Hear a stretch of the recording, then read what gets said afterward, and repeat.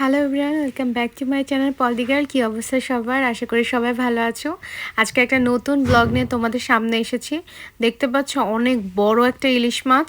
এটা অ্যাকচুয়ালি ষষ্ঠী স্পেশাল। তো আজকের ব্লগে আমি তোমাদেরকে জামাই ষষ্ঠীর কিছু অংশ দেখাবো। কয়েকদিন মিলে এই ভিডিওটা আমরা প্রিপেয়ার করেছি। যেমন প্রথমে দেখতে পাচ্ছ এখানে আমরা আমার মার জন্য একটা গিফট কিনেছি, আর এখানে ষষ্ঠীর আগে মা আর আমি মিলে কিছু মিষ্টান্ন আর হচ্ছে কিছু ধরনের খাবারের প্রিপারেশন করে রেখেছিলাম।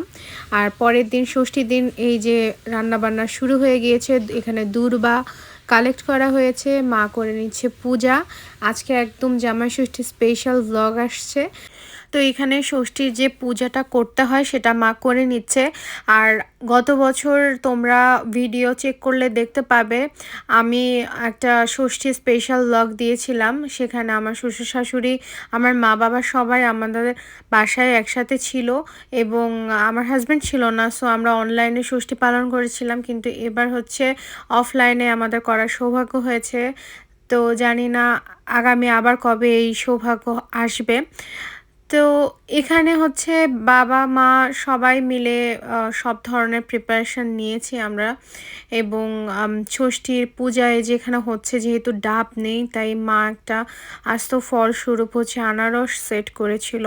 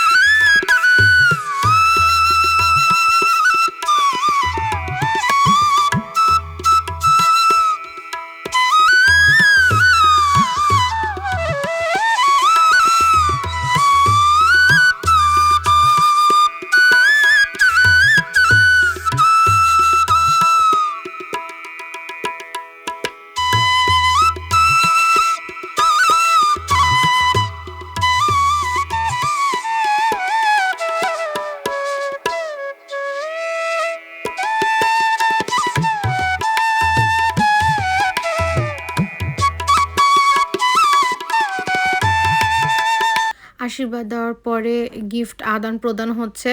আর এখানে আমি ঘরে একটা দই পেতেছিলাম একটা হাঁড়িতে করে, এবং বলেছিলাম যে ওকে বাবা মাকে দিতে।